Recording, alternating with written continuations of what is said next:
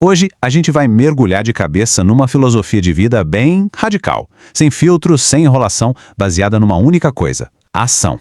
A ideia aqui é deixar as desculpas de lado e realmente assumir o controle da própria vida de um jeito bem direto. E para começar, vamos direto ao ponto com a frase que resume tudo. É simples, é direta e, vamos combinar, é brutalmente honesta. A ideia é que a vontade de verdade aparece na atitude, não no discurso. O resto é só barulho, é só jeito de justificar a inércia. E é exatamente daí que a gente parte para o nosso primeiro ponto. Essa escolha fundamental que todo mundo tem que fazer. De um lado, tá a ação, o fazer acontecer. Do outro, a desculpa, a reclamação.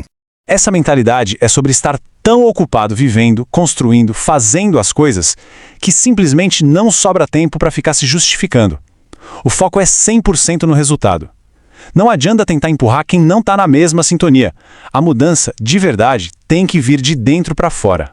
E aqui o contraste fica bem claro, né? São duas mentalidades completamente diferentes. Quem faz, olha para um desafio e pensa, beleza, como é que eu resolvo isso? Agora, quem dá desculpa, olha para a mesma situação e já vem com uma lista de motivos do porquê é impossível. Um cria energia, cria progresso, o outro só suga a energia de todo mundo com negatividade. E agora a gente entra numa parte que, olha, pode até surpreender. Como é que essa filosofia de ação se aplica ao amor? A ideia é que se melhorar se torna o maior ato de amor que alguém pode oferecer. Vale a pena parar para pensar um pouquinho nisso, porque a resposta que essa filosofia traz talvez não seja a que a gente espera. Não tem nada a ver com palavras nem com promessas. E aqui a gente vê bem a diferença entre o amor em palavras e o amor em ação. A lógica é a seguinte: o que adianta dizer eu te amo se a pessoa continua estagnada, reclamando da vida? A prova de amor de verdade seria se tornar a pessoa mais incrível possível, por si e, como consequência, por quem está ao redor. Essa frase aqui resume tudo. A ideia de que não tem prova de amor maior do que se tornar uma pessoa sensacional. É um chamado para parar de dar desculpa e usar o amor como um combustível para chegar no seu potencial máximo. Ser espetacular, essa é a maior declaração. Agora, vamos explorar o coração dessa filosofia, que pode soar como um paradoxo. A ideia de que o autocuidado é, na verdade, o ato mais altruísta que existe.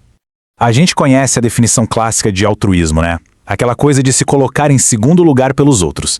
Só que a filosofia que a gente está analisando aqui vira essa ideia de cabeça para baixo.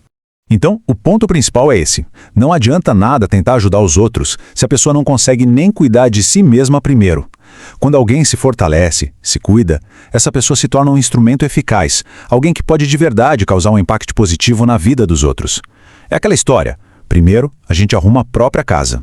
Essa frase é o pilar de uma autorresponsabilidade radical. Pensa bem, tudo que eu não gosto em você, eu corrijo em mim. Ao invés de ficar apontando o dedo, reclamando do defeito dos outros, o foco vira para dentro. É usar o que incomoda lá fora como um espelho para se aprimorar. E aí a gente vê o efeito dominó dessa responsabilidade individual na prática. Quando cada pessoa assume o controle da própria vida, o impacto vai se espalhando, sabe? Como umas pecinhas caindo. Melhora a família, melhora a empresa e, no final das contas, melhora a sociedade inteira. A grande mudança começa no indivíduo. Ok, mas e para lidar com gente negativa, com ambientes tóxicos? Como essa filosofia funciona? A abordagem não é tentar mudar ninguém, não. A ideia é bem simples, na verdade. Viva a sua vida e deixe os outros viverem a deles. O segredo é escolher bem com quem se anda. Não se perde tempo tentando convencer quem só reclama. O foco total é na própria jornada. Olha que metáfora poderosa. Em vez de encarar a reclamação como um problema para resolver, ela é vista como um sinal, um alerta, um aviso de que aquele ambiente ou aquela companhia já não serve mais e que está na hora de seguir em frente, de se afastar. E isso pode ser feito de vários jeitos, sem precisar ser grosseiro. É sobre estabelecer limites de forma educada. É simplesmente se retirar da conversa, focar em outra coisa ou, sabe, só seguir o próprio caminho. A energia vai toda para aquilo que constrói e não para o que destrói. Beleza, já falamos sobre ação, sobre amor, sobre autocuidado, mas para que tudo isso? Agora a gente vai conectar todos esses pontos para entender qual é a motivação final por trás dessa busca intensa por se melhorar.